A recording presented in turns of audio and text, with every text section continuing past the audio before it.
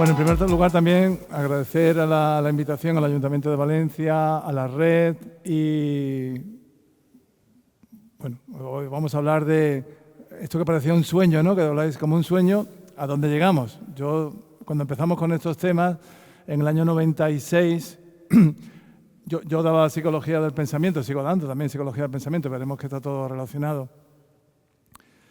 Éramos muy raros hablar de emociones, incluso en psicología. Era raro hablar de emociones, yo espero será raro, pero la psicología durante mucho tiempo ha sido muy cognitiva.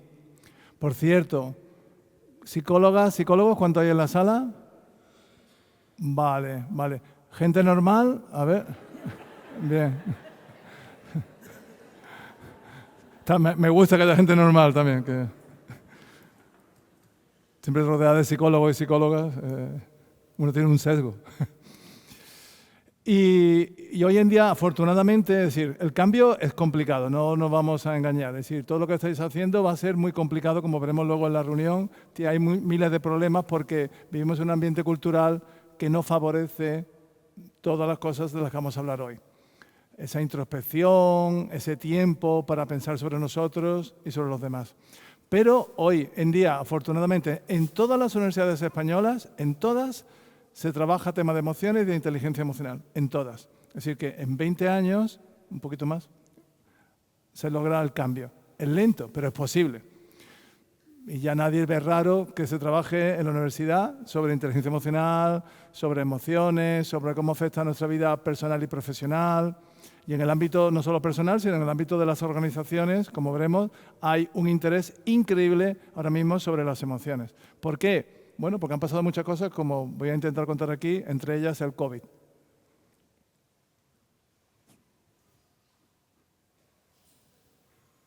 Bueno, tenemos un laboratorio de emociones en la Facultad de Psicología. Bueno, luego si podemos compartir luego el PowerPoint, ahí, no preocuparos por copiar cosas porque ahí estamos en las redes, en Facebook, en Instagram, en otras más profesionales, tipo LinkedIn o Richard Gates. No sé si alguien está haciendo aquí un TFM o un TFG. Es un portal donde viene toda la información de artículos de los investigadores que van subiendo. Bueno, arriba, en pie. Esto va a ser activo, ¿eh? Yo voy a ser muy interactivo. Arriba, de pie.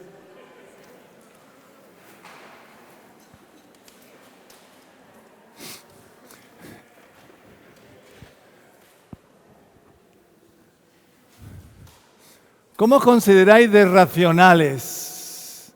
Cuando yo haga la pregunta, yo voy a decir un porcentaje. Esto es como cuando uno va a comprar chocolate. A mí me gusta el 70%, pero los hay de mucho tipo. Y esto no está cogido de internet. Fui al súper y lo vi y dije, esta es la mía. Porque yo no lo había visto que había al 99 ni al 100. Entonces los puse todos juntos, vinos de seguridad, claro, y me llamó la atención. Yo dije, no, un científico, que bueno, no pasa nada. Bueno, pues esto igual. ¿Cómo os gusta el chocolate? No sé, cada uno, a mí al 70. Vais a responder la pregunta. Cuando digáis sí, yo voy a decir, ¿quién se considera racional? No voy a empezar por el 100, voy a empezar por el 90. ¿Quién se considera racional al 90%? El que diga que sí, se sienta. Al 90%. Ahí, bien. Al 80%.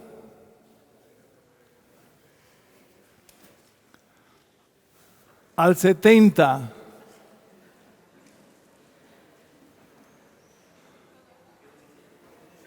Al 60%.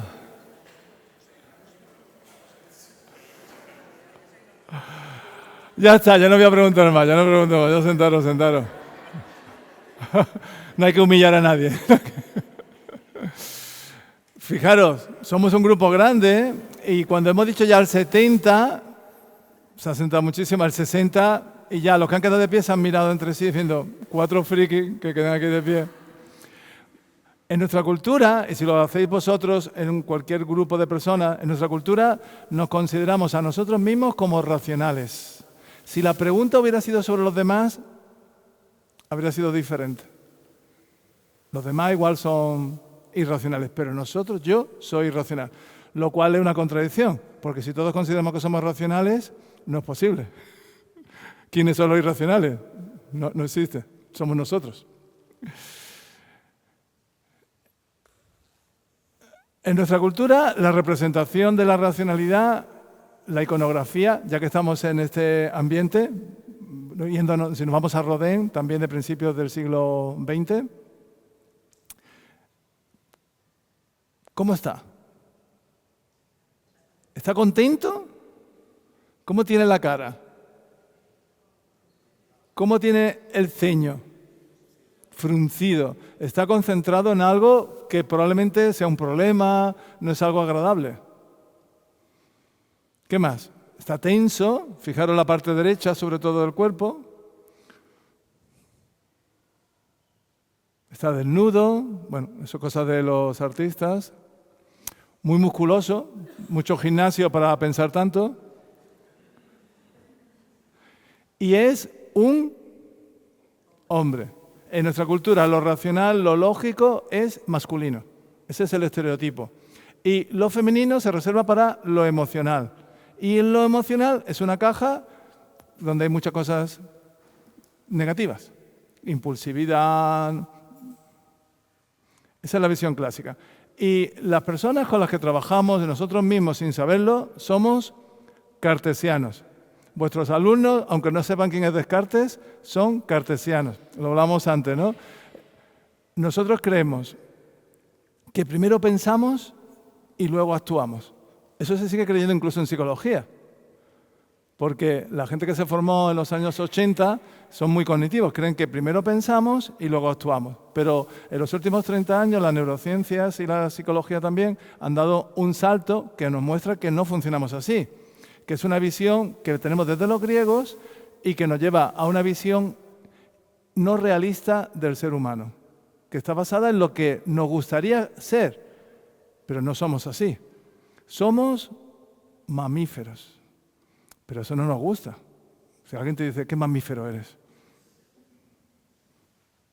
Pues no. Somos espirituales, somos espíritu.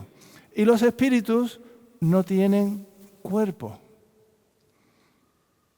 Entonces, Descartes, en esa idea, es un dualista. En nuestra cultura es muy dualista. Una cultura donde una cosa es el cuerpo y otra las cosas que pensamos y sentimos. Pero no funcionamos así. No tiene que ver nada con la realidad. Pero es muy importante porque las personas con las que interaccionamos, sin saberlo, tienen esa idea implícita que guía y que hace que interpreten cómo funcionan y cómo funcionamos los demás. Y vamos a hablar sobre eso. Y claro, las emociones aquí, ¿qué son? Pues un problema. Las emociones son algo que tenemos ahí como un reducto, como las emociones que tiene nuestro gato, nuestro perro, y que es algo que hay que controlar, que hay que moldear, que nos molesta. Pero esa visión griega y cartesiana ha chocado con todos los avances que nos muestran que si no sabemos gestionar bien nuestras emociones, nos va a dar muchos problemas, tanto en nuestra vida profesional como en nuestra vida personal. Y nos estamos viendo con una serie de problemas que van en aumento y que no son muy positivos y que nos han hecho reflexionar, entre ellos esta predicción de la OMS, de la Organización Mundial de la Salud. En el 2030 los problemas de salud serán la primera causa de discapacidad laboral, por encima de cualquier otra causa física. Y una persona de cada 4, el 25% va a tener algún tipo de trastorno mental, de mayor o menor severidad, ¿vale? Puede ser ansiedad, depresión o algún tipo, o una incapacidad mayor. Ahora mismo, ¿de cuánto es? Del 20%. Y diréis, wow, todos los estados, todos los países, la Unión Europea estarán trabajando por ello. Bueno, un poquito. Pero el 2030 está ahí, ¿eh? Estamos en el 2024. Suena muy lejos, pero... ¿Y el COVID cómo ha influido? Bueno, el COVID no ha influido positivamente. Se han hecho miles de encuestas durante el COVID porque los científicos estaban en casa y estaban aburridos y han mandado links a toda la población, que también lo ha rellenado porque estaba aburrida. Solo nuestro laboratorio ha participado en 7 encuestas. 7. ¿Y qué muestra? ¿Ha mejorado la salud mental durante el COVID? No, ha empeorado. Ha empeorado y ha crecido un 25%. Y han aumentado los trastornos de ansiedad, depresión, de ataques de pánico. Y si vemos el número de personas afectadas, son 53 millones de personas. Un país como España con trastornos emocionales. Sin irnos a Lancet y a las grandes revistas, las experiencias de los que trabajáis en centros educativos, por ejemplo, de esta orientadora en Aragón, hace 5 años no había estos problemas de salud mental. Si un niño no está bien emocionalmente, no hay aprendizaje. Eso va un poco unido al tema de la salud mental. Hacemos más derivaciones a la unidad de salud mental infanto-juvenil. Y eso tiene que ver ahora con problemas que tenéis, que tienen que ver con cosas tan serias como los intentos de suicidio, las conductas de autolesiones, y que es un problema que tenemos no solo en España, en Europa, Estados Unidos, Japón, en países del primer mundo. Esto es otro estudio que se ha hecho con maestros y maestras en lo que se le ha preguntado ¿cómo influye, cómo esté gestionado un centro educativo? Y se les preguntó cómo era el director, la directora, el equipo directivo. Y se encontró que si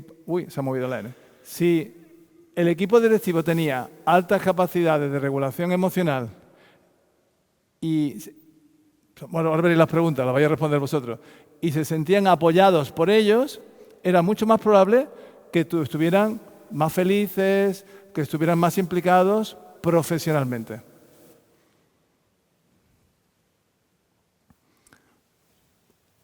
Un pequeño test, voy a haceros varios. Venga, puntuaros. Totalmente en desacuerdo el 1 y el 6 totalmente de acuerdo. Manejo mis emociones con habilidad. Venga, puntuaros. Del 1 al 6.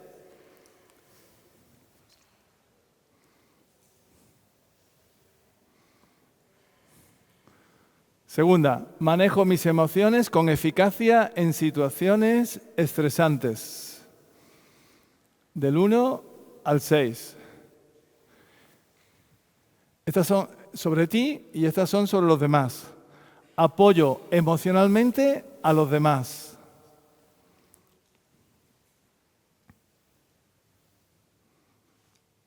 Aquí hay sitio.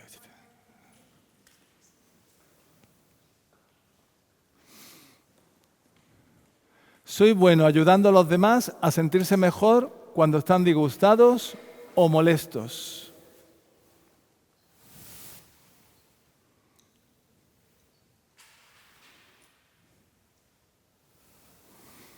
Vamos con estas dos primeras. ¿Quién ha sacado, si las sumamos, ¿vale? Si sumamos las dos, ¿quién ha sacado 10 o más de 10? Vale. Vamos con las otras dos. ¿Quién ha sacado 10? La del apoyo. ¿Quién ha sacado 10 o más de 10? Curioso, ¿eh? Estáis más... Eso es como os veis vosotros, ¿vale? Eso sería interesante preguntarle a otra persona, que es lo que se ha hecho también en este estudio. Lo que haríamos sería preguntarle a las personas que trabajan con vosotros si crees que... ¿Cómo te llamas? ¿Crees que Violeta, no? Preguntaríamos, haríamos una encuesta. ¿Crees que Violeta maneja sus emociones con habilidad? Segunda, ¿crees que Violeta maneja sus emociones con eficacia cuando hay situaciones de estrés? Y veríamos la opinión de los demás, que cómo se ha hecho ese estudio. Y entonces, cuando los demás perciben que tú gestionas bien tus emociones, y la segunda, que en esa sí os veis, fijaros, que entre cómo manejáis vuestras emociones y cómo ayudáis a los demás, este grupo se percibe como que ayuda más a los demás y que, en cambio, regular sus emociones igual no es su fuerte. Pero aquí preguntaríamos igual, ¿tú crees que Violeta apoya emocionalmente a los demás?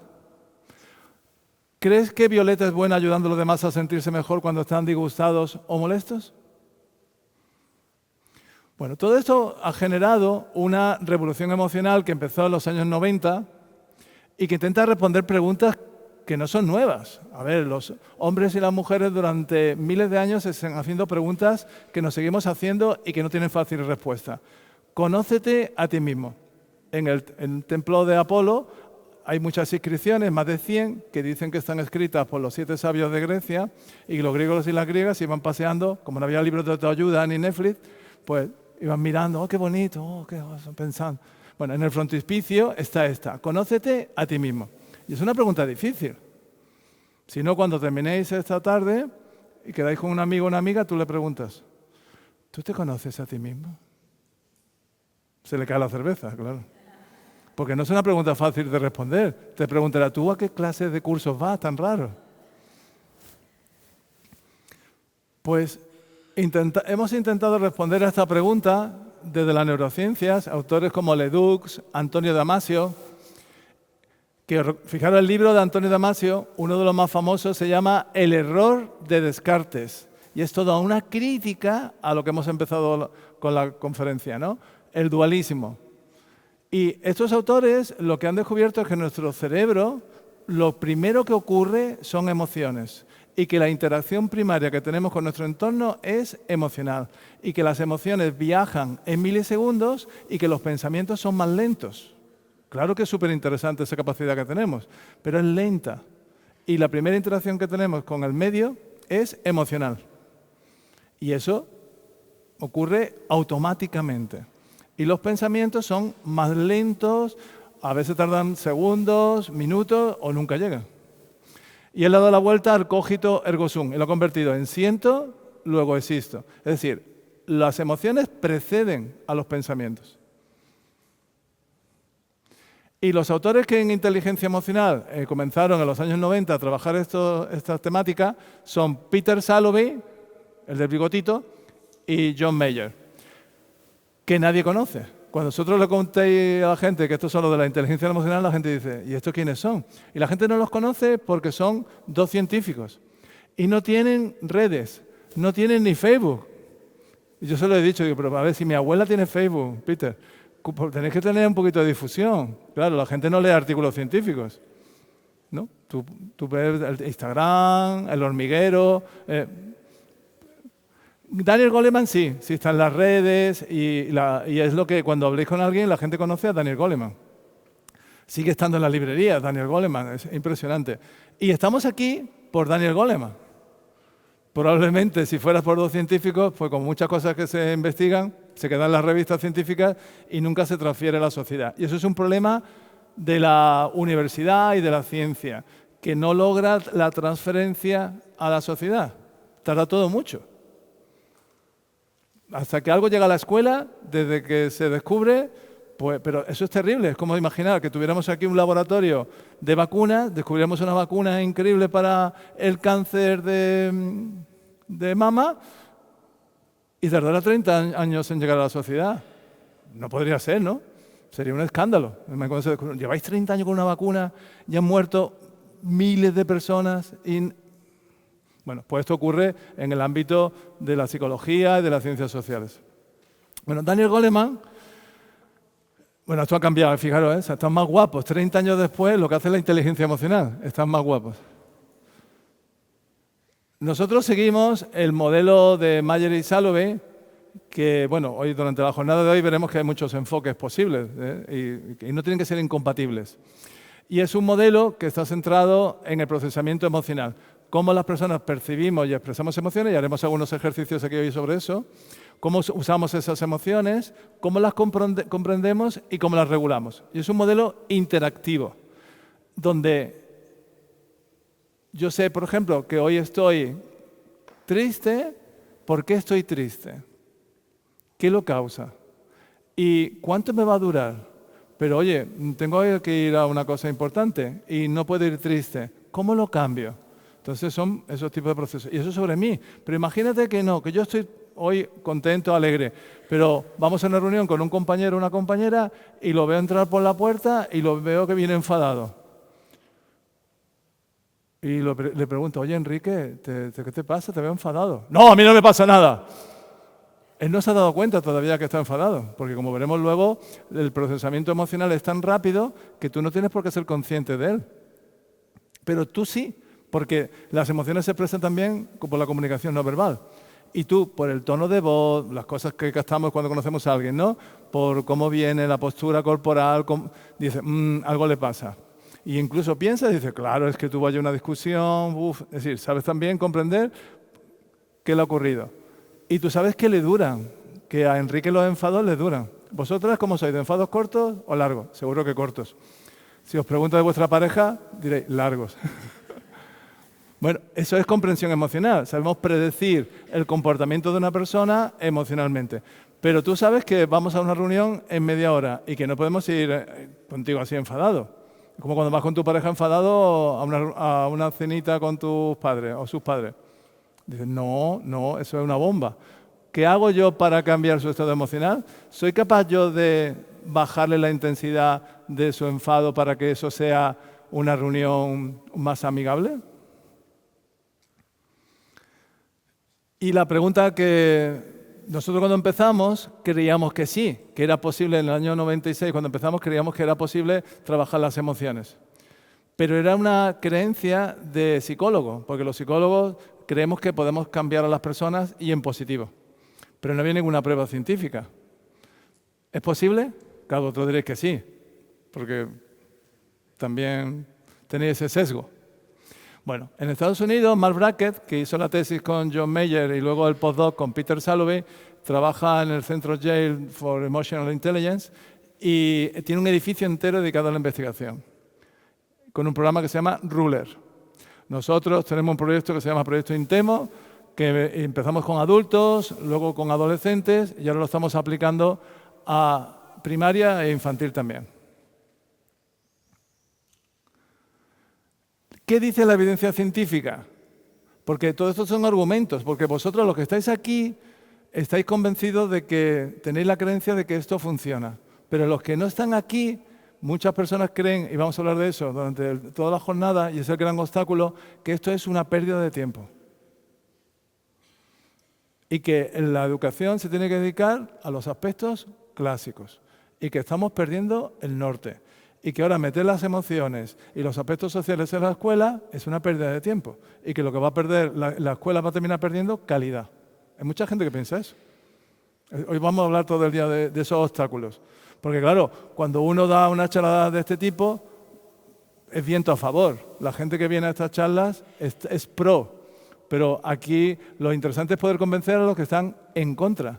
Y no lo puedes hacer sobre, que estamos muy entusiasmados. No, con evidencia científica.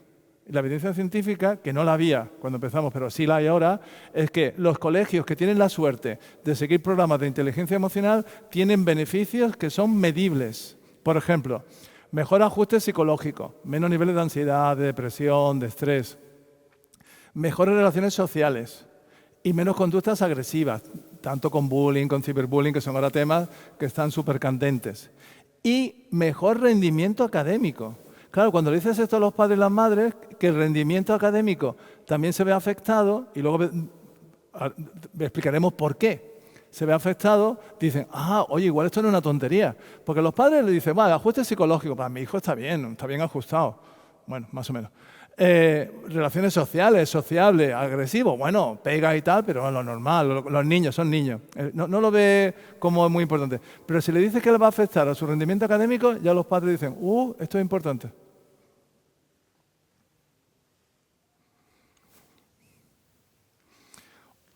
Abandono escolar, que en este país, en España, es uno de los países de la Unión Europea con los índices más elevados de abandono escolar. Que es cierto que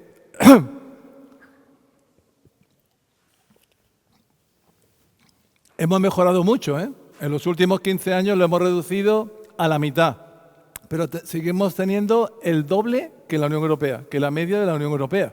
Es decir, que hemos hecho grandes progresos, pero no lo suficiente para somos uno de los países con un PIB muy importante, tenemos que compararnos con los países que tienen un desarrollo socioeconómico como el nuestro.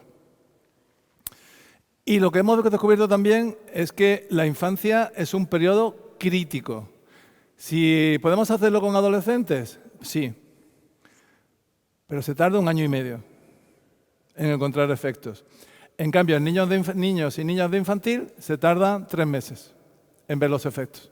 ¿Dónde hay que empezar antes? Lo antes posible. ¿Hay que seguir trabajando con adolescentes? Por supuesto. Pero si empezamos en infantil y primaria, vamos a tener mayor impacto que si empezamos con niños de 14 años en la ESO.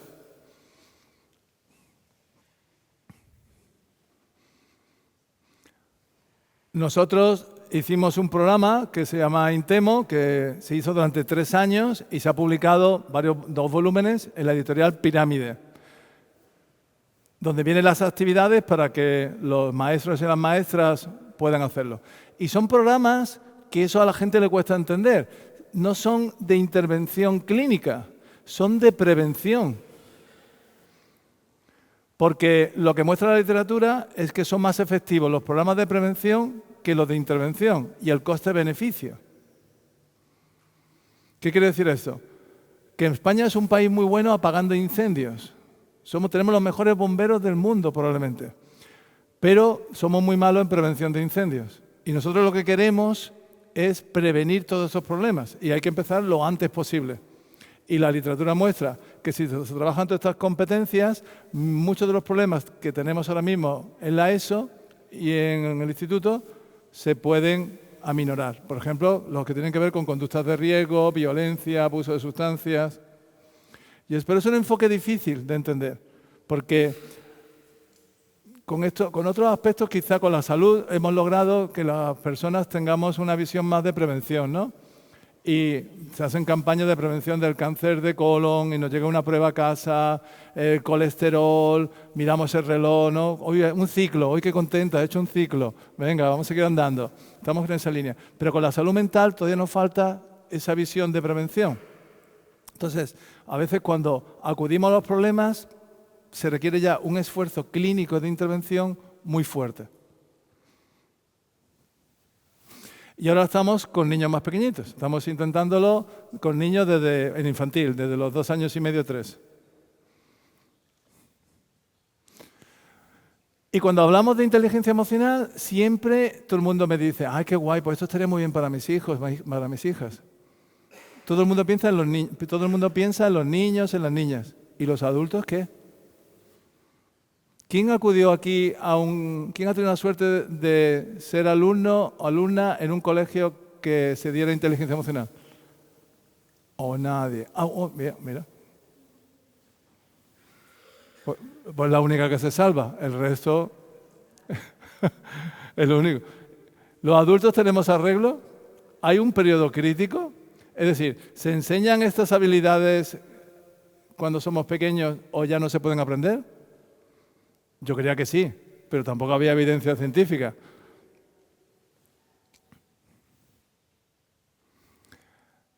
Ha salido publicado recientemente un metaanálisis, que es un estudio que recoge toda la evidencia científica hasta el momento, sobre adultos, y es posible. A los adultos se les puede cambiar en positivo y mejorar su capacidad de percibir, comprender y regular sus emociones. ¿Pero cómo se hace? Pues cuando termina uno una conferencia, siempre todo el mundo se acerca y te pregunta, ¿qué libro me recomienda usted para ser más emocionalmente inteligente? Y yo le recomiendo un libro, normalmente uno mío. Pero siempre estoy pensando, me siento como un impostor, porque digo, es que esto no le va a servir para nada. Porque lo que dice este metaanálisis y la investigación es que la formación no puede ser teórica. Pero eso va en contra. Nosotros somos muy teóricos. En España es un país muy teórico. Aquí si queremos todo así, un libro. Pero tú imagínate, lo que dice es que el entrenamiento tiene que ser práctico.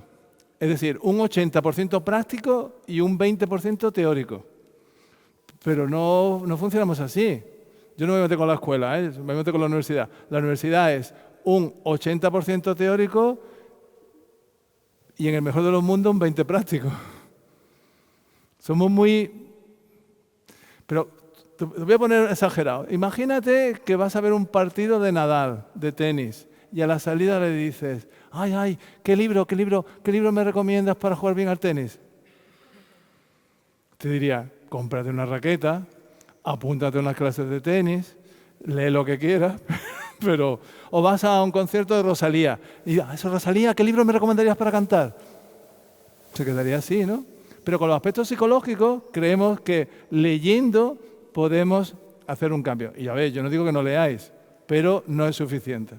La lectura no es suficiente. Y tiene que durar en el tiempo. No vale un fin de semana.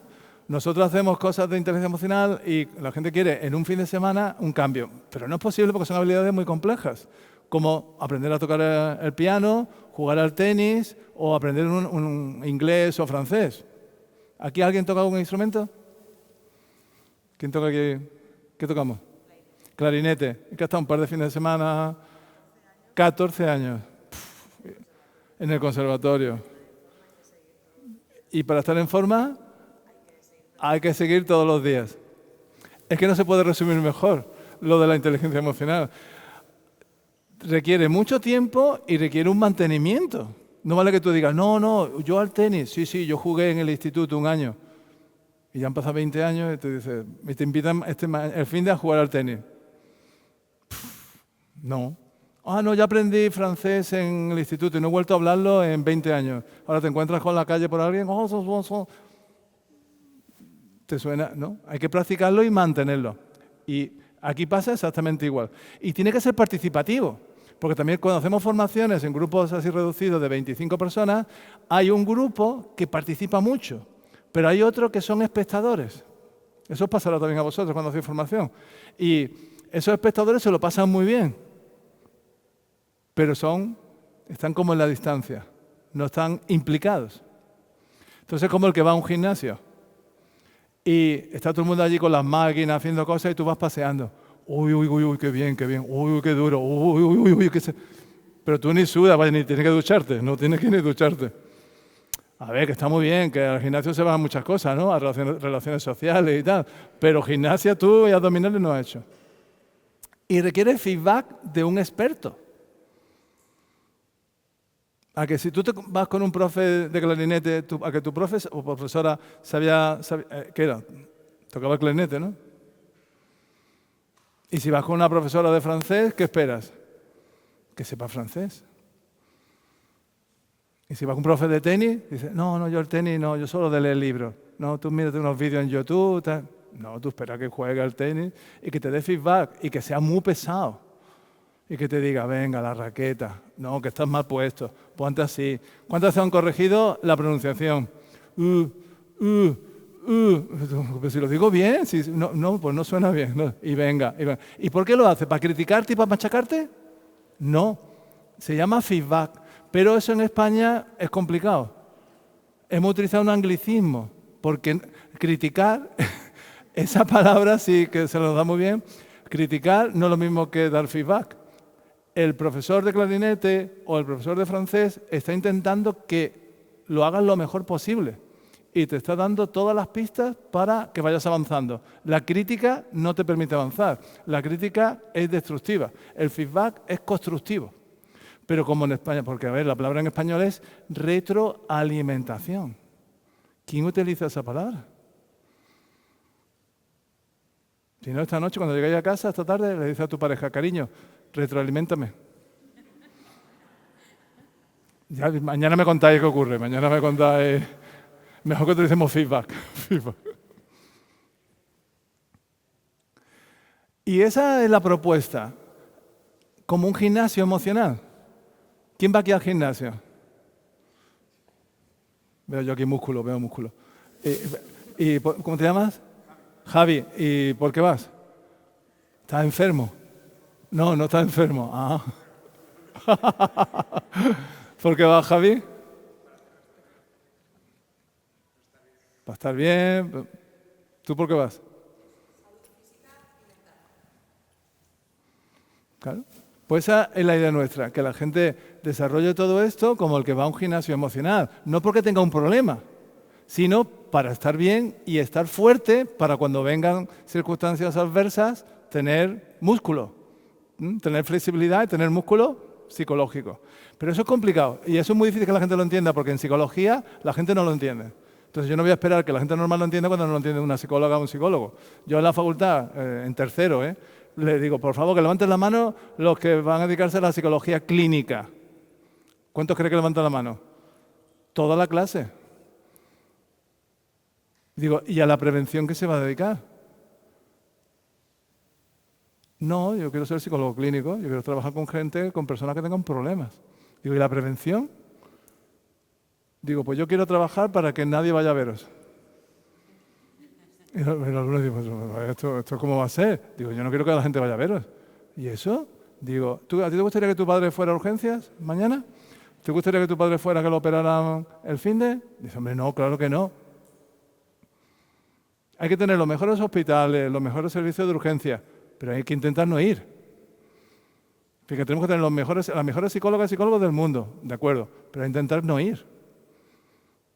Con un problema, hay que ir al gimnasio. Es un cambio de enfoque, pero a mí me cuesta en la facultad, ¿vale? Entonces cuando lo cuento, cuando ya se lo explico, ya lo entienden, ¿no?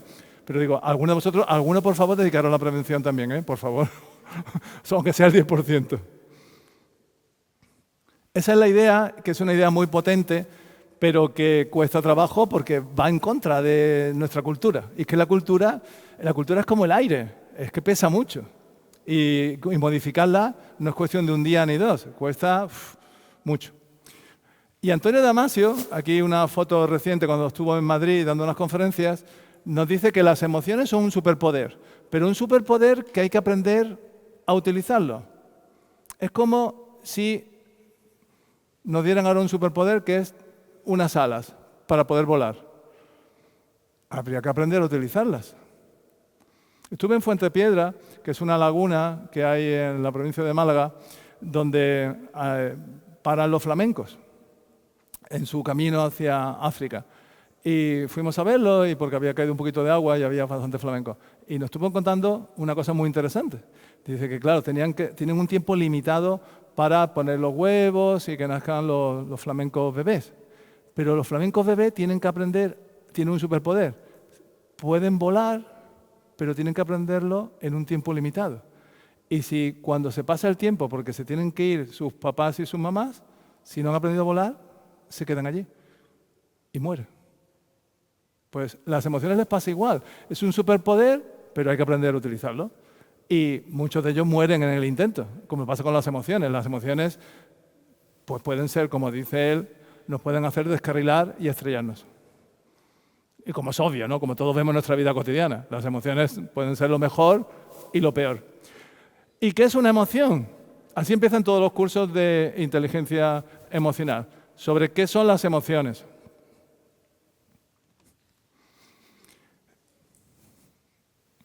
Y cuando vosotros hacéis formación, eso parece fácil. ¿Qué es una emoción? Pues ya, esa cara, la que pone todo el mundo. Yo la pregunto en psicología y cuando lo pregunto en psicología, la gente pone esta cara. Alumnos de máster.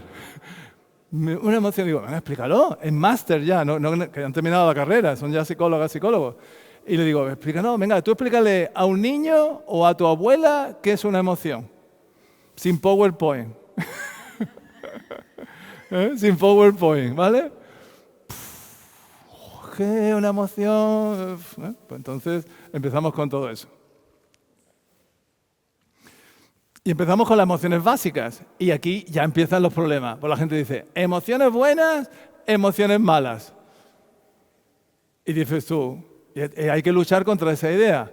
Hay que decirles que todas las emociones son útiles, que todas tienen una finalidad. Pero claro, también estamos en un movimiento ahora mismo en la sociedad en la que todo el mundo quiere ser feliz y entiende que ser feliz es estar aquí, en la alegría.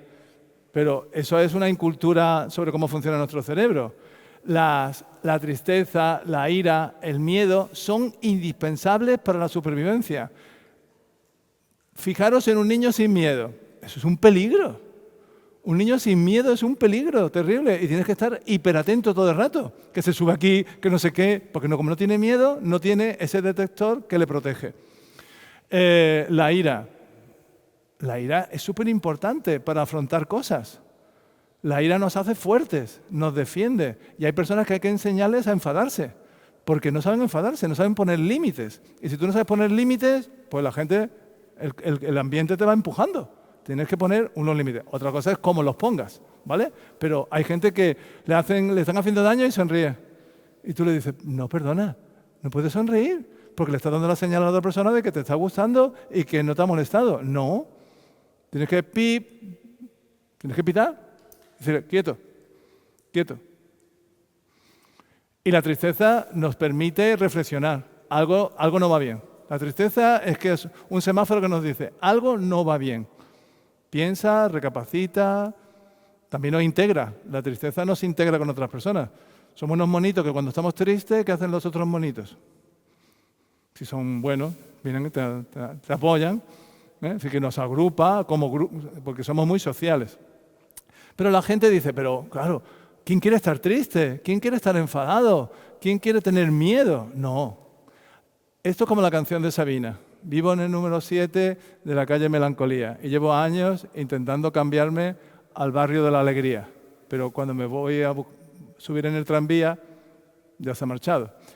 Claro, nadie quiere vivir en ese barrio. Nadie quiere, y no se puede. Si tú vives en el barrio del miedo, de la ira o de la tristeza, es una destrucción fisiológica y psicológica.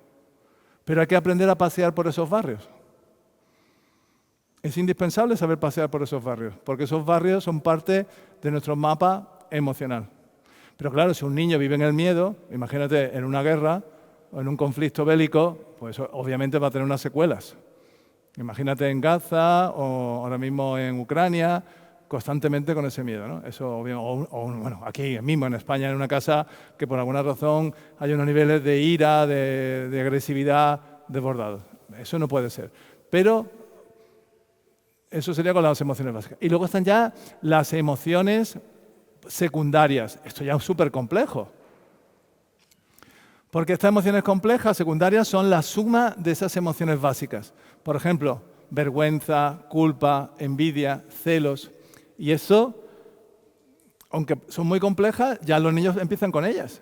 Los niños tienen vergüenza, tienen envidia, ya con 3, 4 años tienen todo este tipo de emociones, en mayor o nivel de complejidad y diferentes de nosotros, de los adultos, pero o no, o no, porque hay adultos que dices tú, parece que se quedaron en los 5 años con estas emociones complejas. Son muy culturales, no todas esas emociones existen en todas las culturas y van cambiando. Seguro que no sois igual de celosos ahora que cuando estabais en el instituto, ¿o sí?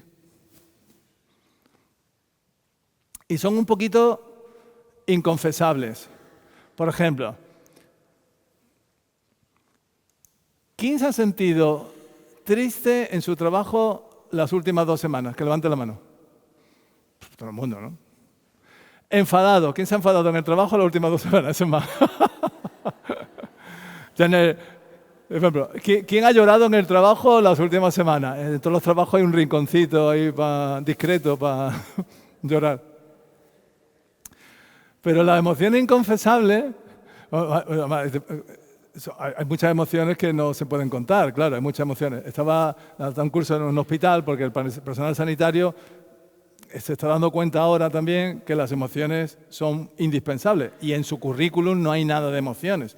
En un MIR no hay nada, no tiene ninguna formación, pero claro, al final no trabajan con enfermedades, trabajan con personas que tienen emociones, las familias de los pacientes, los compañeros, los turnos que tienen, y es una profesión también con mucho, tanto como la educativa, con mucho desgaste profesional. Y ahora hay mucho interés por el tema de las emociones y la inteligencia emocional, por ellos mismos, por su propia salud y por la relación con los pacientes. Por ejemplo, se sabe que los pacientes eligen a los profesionales no por su calidad profesional, sino por su calidad humana. Tú no eliges a tu doctor porque sea el number 1 de la cirugía, sino por cómo te sientes tratado y cómo se relaciona contigo. Eso es muy fuerte. Porque ellos son muy cartesianos. Los médicos, si habláis con los médicos son súper cartesianos. Pum, pum, pum, pum, pum. Y se están dando cuenta que eso no es bueno ni para su relación con los pacientes ni con ellos mismos. Porque tienen unos niveles de ansiedad, depresión, se automedican, toman de todo. Y tú preguntas, por ejemplo, de la envidia, ¿no? Eso lo hice, fue muy divertido. Estamos hablando, ¿quién ha tenido miedo? ¿Quién se ha enfadado? ¿No? Y todo el mundo ha levantado la mano. Y ahora me dice, hablando de los recursos humanos, dice, tú pregunta esto. Digo, bueno, sí, tú pregúntalo. ¿Quién ha hecho el amor en el hospital el último mes? Nadie miraba, todo el mundo miraba al suelo. Dice la mitad, me dice la de recursos humanos, la mitad. Dice que hay demasiadas camas y pasan mucho tiempo por las noches. Bueno, pero esta era más fácil. ¿Quién ha sentido envidia? Es para todos. No voy a preguntar lo del amor, ¿eh? No voy a preguntar lo del amor. Como no trabajé en hospitales, no se puede. ¿Quién ha sentido envidia del buen trabajo de un compañero o una compañera en vuestra escuela? No respondáis, no respondáis. Claro, esto cuesta trabajo admitirlo. La envidia se siente por gente cercana y no nos gusta reconocerla. Tú la sientes por tu hermana, por tu hermano, por tu best friend, que tiene éxito en algo y te siente mal. Pero te sientes luego mal porque dices, hostia, ¿cómo que me siento, en vez de sentirme alegre, me está generando una emoción desagradable y es alguien que yo quiero? Porque si alguien que no quieres, es distinto. Pero si alguien que tú quieres, tu pareja misma, ¿no? Dices tú, dice, que bien le va, no sé qué, y a mí. Pero son emociones, pero es muy complicado. La envidia es que es muy latina, es muy mediterránea. Y hablamos incluso de envidia sana. Oh, te tengo una envidia, eso lo decimos. Pero de la buena, ¿eh? Envidia de la buena. Eso no existe. Envidia buena no existe. ¿Por qué no existe? Porque la envidia psicológicamente es la mezcla de dos emociones básicas, que son tristeza y enfado. Ninguna es agradable. En fin, que si yo por algo que está haciendo una persona que yo quiero me estoy sintiendo triste o enfadado, depende de la proporción, puede haber más enfado o más tristeza, y además cambia en el tiempo. Primero te puedes poner enfadado y luego convertirse en tristeza, así como que evoluciona temporalmente. No es. La admiración sería alegría, está llena de alegría, de esperanza. Claro, cuando eso que decimos envidia buena sería admiración. Pero la admiración casi siempre es sobre alguien lejano. En general, en España. Claro, lo guay sería admirar a la gente cercana, no tenerle envidia a la gente cercana. Pero la envidia puede ser gasolina. Bien utilizada puede ser gasolina para impulsarte. ¿Vale? Pero para eso hay que reconocerla. Porque uno envidia lo que no tiene. Nadie envidia lo que tiene. Tú envidias lo que no tienes. Y tienes que, es decir, la envidia te tiene que hacer reflexionar. Esto daría para una charla entera, que está muy chula la envidia. No, porque es muy latina, ocurre también en Italia, países mediterráneos, y en Iberoamérica. Cristóbal Colón la metió en el barco. Y tú hablas con... tenemos en el máster nuestro, tenemos alumnos de Argentina, de México, de Chile, y la envidia como la latina nuestra es muy similar. Pero si tú la admites, si este tipo de emociones, ya sea los celos, la envidia, tú la admites, te permite trabajar sobre ellas, reconocer. Puede ser como un detector. Lo que tú envidias son cosas que igual te gustaría desarrollar. Pues enfócate ahí. Y ahora vamos a poner los medios para conseguirlo. No destruir al otro, que es lo que hacemos. Claro, en una empresa, en una organización, es malísima la envidia, porque terminas poniendo zancadillas a las otras personas para que no consigan los objetivos. Y eso es como si estuviéramos en un equipo de baloncesto o de fútbol y somos dos delanteros y él va a meter gol y yo me pongo alegre cuando falla. Perdona, estamos en el mismo equipo. Que si él falla, fallas tú. Y eso pasa en muchas organizaciones. Y en muchas organizaciones, claro, en todas las organizaciones hay competición, en todas. Pero tiene que haber un nivel de competición y otra de logros comunes de equipo para que podamos crecer. Si tú pones solo objetivos individuales, mal gestionado. En fin, esto es un ejemplo. Pero pasa con otras emociones.